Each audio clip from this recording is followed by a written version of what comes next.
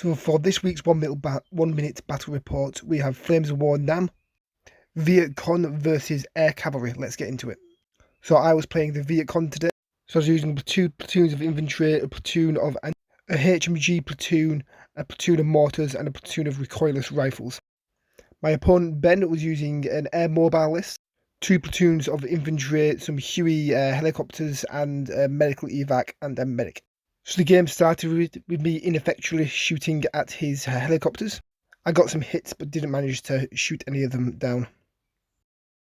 Ben established an LZ, which I immediately assaulted with ambushing forces, taking out one of his helicopters with Madushkas, and assaulting the infantry in hand-to-hand combat. After managing to beat off my bayonet assault, Ben called in the helicopters, the recovery teams, to relocate his troops to the far corner of the board, and called in a medi-evac. I really like the model he painted up there. He's done a good job with it. The large stretcher at the bottom of the base, well, looks really cool.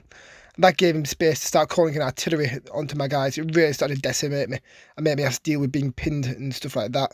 As I called in my more reinforcements, my second platoon, and started swarming around him. Again, him calling down some really accurate artillery strikes to hold me off. But I kept pushing on, trying to rush him when he was stuck in that corner. He was really starting to run out of bases and that. He brought in his last platoon back into his original position and managed to wipe out one of my platoons with fire, and that brought the game to an end. It was a draw, 2-2.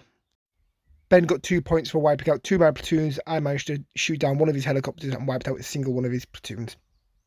So we've overrun by quite a bit there, but that was your battle report in 2 minutes.